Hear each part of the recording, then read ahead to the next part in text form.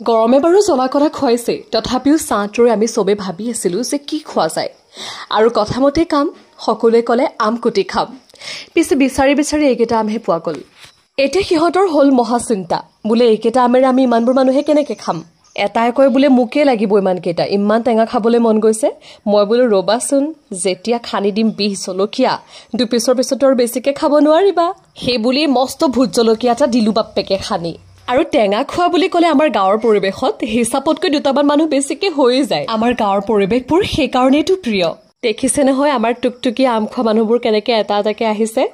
মই পিছে দুপিচ মানে খাবলৈ পাৰিলো, কিন্তু ইহঁত যাকে যে ইমান খাব পাৰিছে, মই ভাবি আছো সিহঁতৰ জ্বলা নালাগে নেকি। চাওকচোন কি চুচি চেলেকি খাইছে, কিন্তু তাৰ পিছৰ অৱস্থা চাওক এয়া।